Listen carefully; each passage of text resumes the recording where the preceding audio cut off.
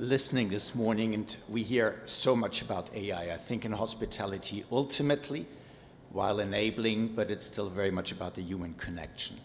And so when we speak of workforce agility, we really look at our employees and how do we make sure they have the flexibility, how do we make sure they have the adaptability and the empowerment to do what they need to do. And I think in this context today, empathy, leadership are ever more important to provide them with the skills, with the experience, with everything that they need in order to do their job well, specifically with Four Seasons. With my organization, it's always started, and we're 64 years old, it's always started with a golden rule that exists all over the world: treat others as you like to be treated.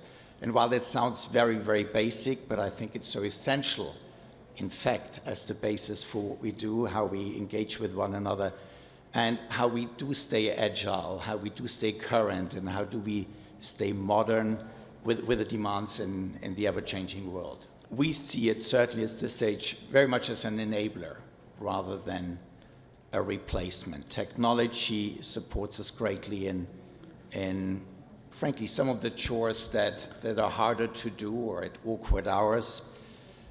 Coming back to AI, we do use AI at this point to get better and enriched customer insights, which then we bring back to our employees. Ultimately, it's all about the gathering of information, the use of information, and once more, how does it enable for our employees ultimately to really care for the customer, for the guest, engage, and actually really take it to that level of personalization that in our industry we've long been speaking about, and it's happening at an individual level, but from a structural perspective, to really get that enablement, I think we're at the cusp of really being able to look at our customers in very different ways. Explain firstly, maybe a little bit of a difference between Four Seasons and 25 Hours when it comes to our employees.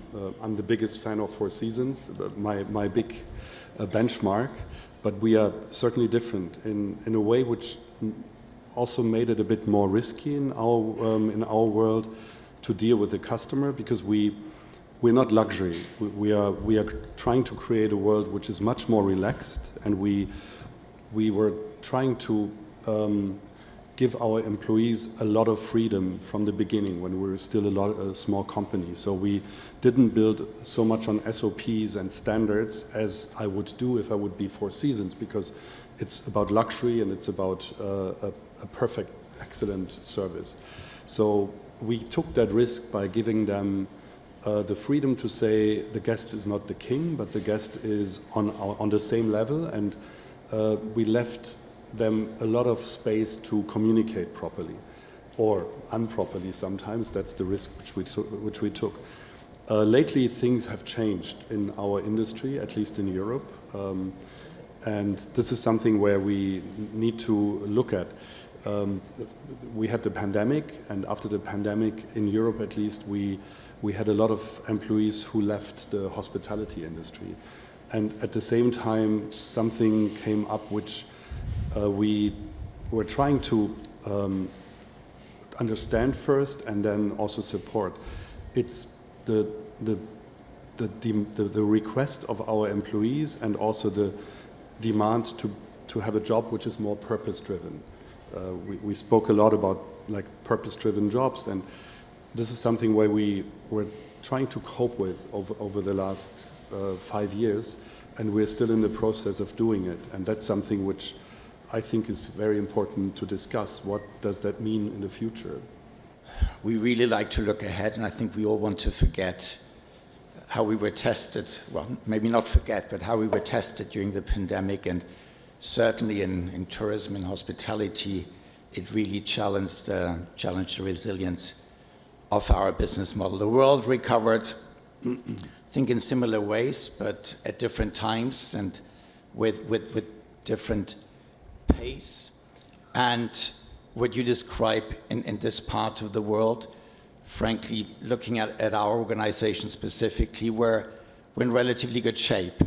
But that also relates to the fact that we we have extremely long tenured employees. I give an example. Our general managers on average have been with the organization for 19 years.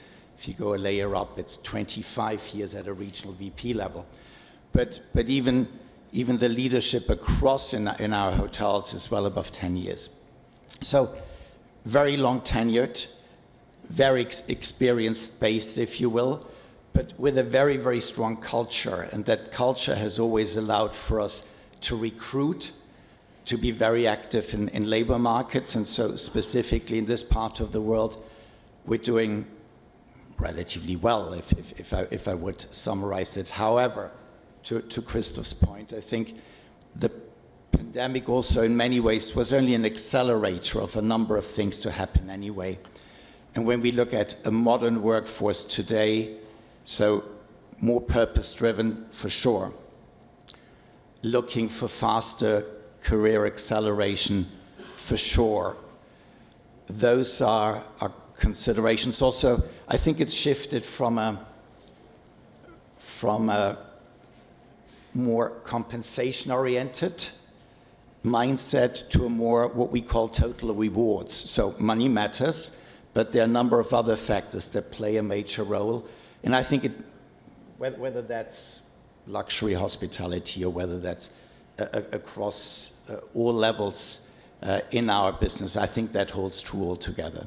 Absolutely, right? It matters a lot as to what do we stand for, what do we do, how do we enable them, what can they do in their private times, but also at work, right? How do we elevate work environments? We know that health and well-being play a major role in this. So it's really, really broad. I always feel in our industry, whatever we do individually, not that difficult. Once you add it all up, it becomes fairly complex. And so the expectations by a modern workforce toward an employer to provide the right health benefits, to look at workspaces in a very different fashion than what would have been the case 10 and 20 years ago.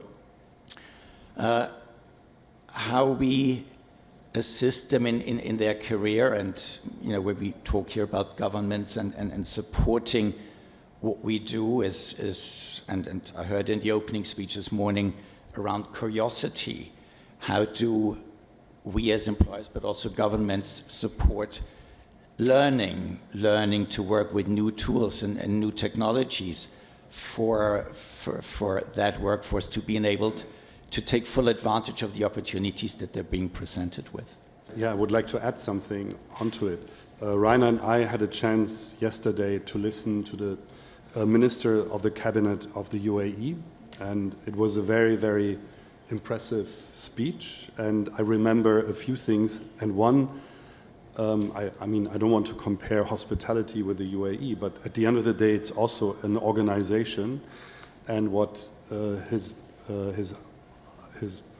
Highness said was, he was talking about the vision. He was talking about how the UAE started and how he is very eager to give every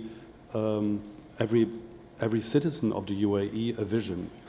And this is nothing new in hospitality, but it reminded me that we lose track sometimes to give the people who work with us a place where they feel, first of all, at home and where they feel as part of a family, but second, also with something which also relates to the purpose, but also, why do I do this, and what do I do it for, and who do I do it for?